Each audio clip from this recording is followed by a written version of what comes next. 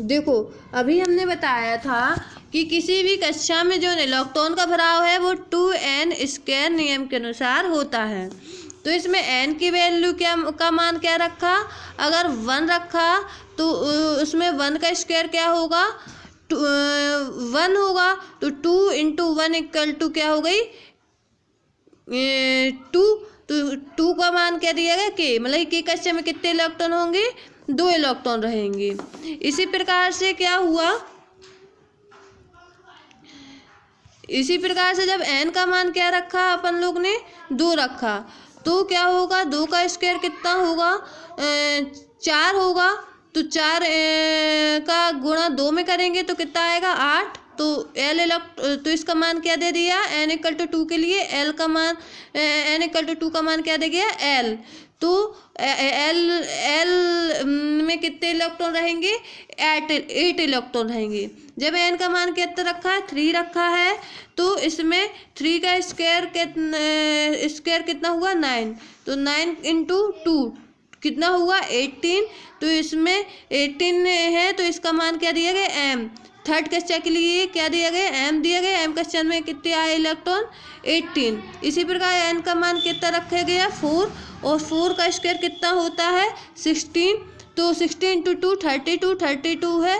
तो इसमें क्या नाम दिया गया, n नाम दिया गया। तो n कक्षा में कितने हो गए, 32 इलेक्ट्रॉन हो गए। ठीक है, k में हो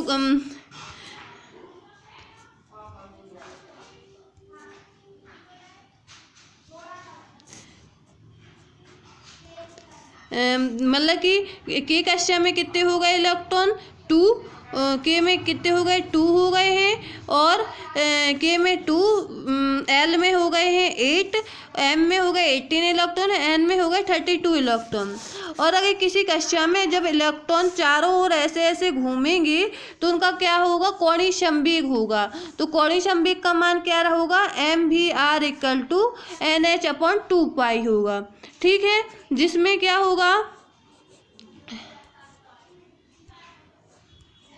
जिसमें m क्या होगा, ये द्रव्यमान होगा, v क्या होगा, वेग होगा, r क्या होगी, रेडियस जिसे हिंदी में त्रिज्या कहेंगे, n की वैल्यू 1 2 3 4 रखेंगे, h का मान 6 × 10⁻34 कुछ होता है, वो दिया गया होगा। 2 है ये, और पाई का मान होगा 3.14। यदि ऐसी वैल्यू रखी आ जाए और किसी का मान दिया हो तो 3.14 होता है। ठीक है, तो इनमें से एक की वैल्यू नहीं दी गई होगी, अगर सबकी वैल्यू दी गई तो इनमें सबका मान रख करके अपन लोग कोई एक का मान निकाल सकते हैं, चाहे द्रव्यमान का, चाहे वेलोसिटी का, चाहे त्रिज्या का। ठीक है, तो आज यही बताया था।